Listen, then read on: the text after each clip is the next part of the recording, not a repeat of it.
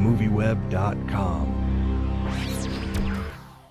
So I want to begin by asking you, with the film, the original version and the extended version finally coming to Blu-ray for fans, I was curious, I had read that the author, Bill Blatley, had originally said that he thought it was a mistake for William to take the cut footage out of the original.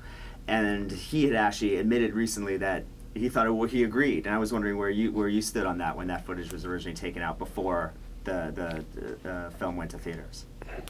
Well, when you say taken out, the extended cut is longer, right? I mean, it's Right. Added footage. Exactly, so adding that back in for the fans. Yeah, I like the original version. So from a personal point of view, I liked it better. I'm probably one of the few, but I did like it better. Before he went and put the footage back in for the extended. Yeah, because I thought it worked. Why fool with it?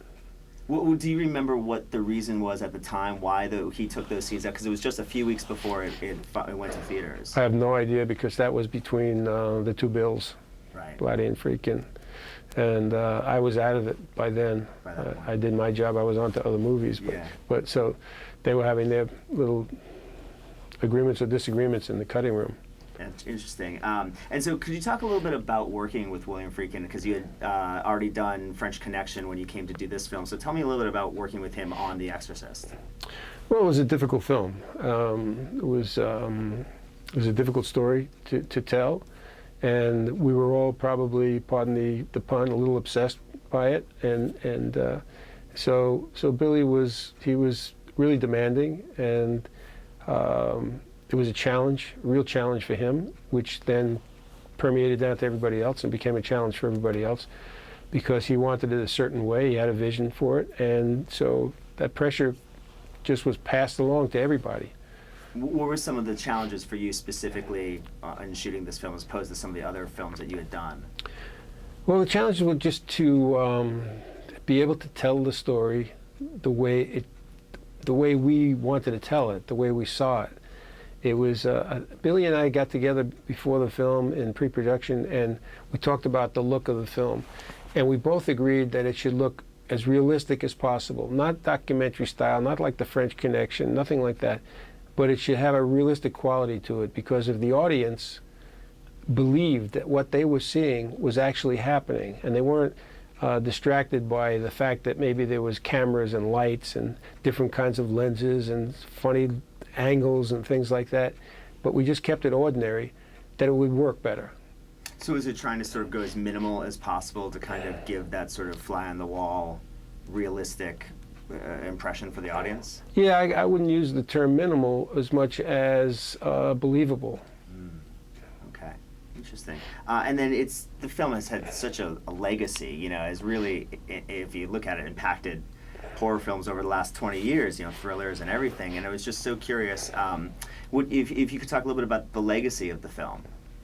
Well, it's a classic. There's no question about it.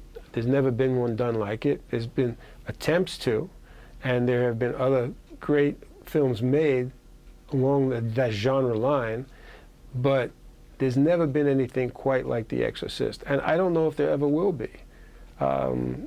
It started with a book that captivated the country and the world, and from there emanated the screenplay, which was great, and then we translated it into a film, and it's always hard to do, and that's the biggest challenge that there is. But that book was so amazing that that's the story, and the story is everything when you make a movie. When you see a movie like right now in theaters is the Last Exorcism, and it's clearly inspired by this film, I mean, does that sort of give you a good feeling to know that so many movies have taken inspiration, you know, from this film and kind of gone off into other directions from there?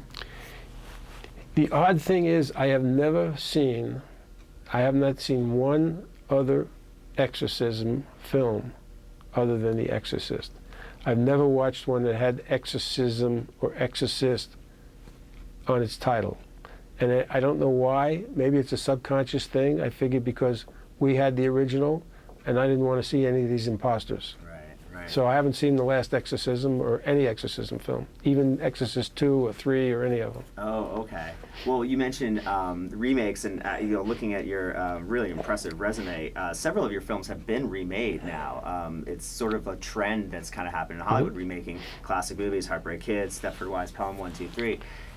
Looking at The Exorcist, I think I know what your answer is going to be, but if Hollywood wanted to make a remake of this film, I mean, what would sort of, you probably don't think that's a good idea, correct? Well, why do it? Right. I mean, the only thing that you could do really different is some of the effects you do in computer graphics, whereas we did them all live in the camera. And I think that adds to the authenticity of it, which is what we were trying to achieve in the first place.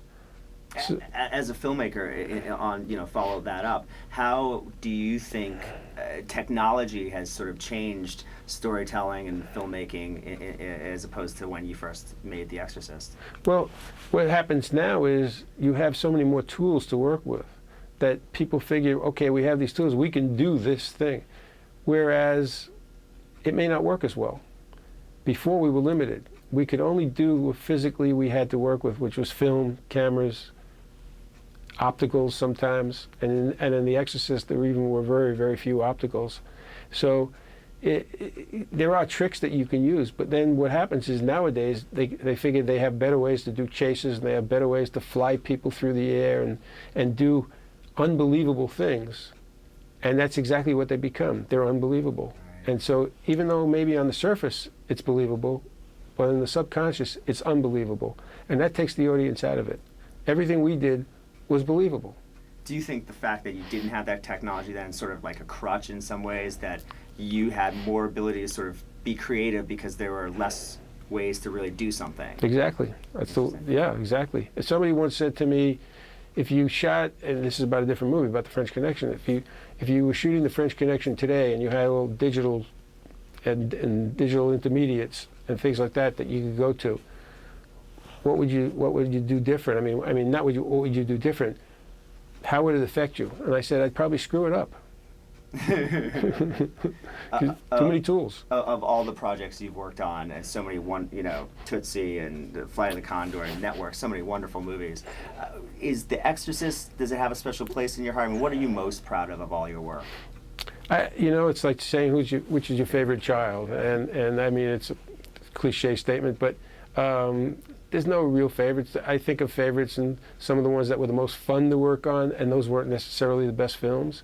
And what was your best work, and those weren't necessarily. You're really proud of? There's a lot of them. I mean, I'm proud of all of them basically. Well, you've worked on so many wonderful movies. Yeah, Absolutely. each one is its own little set of challenges and its own little story and personalities and everything else. So it's a collaborative medium, let's face it. And you have to have a story to start with. I was fortunate enough to get some really good scripts to work from. Our Father. It burns! What an excellent day for an exorcism. You'd like that? Intensely.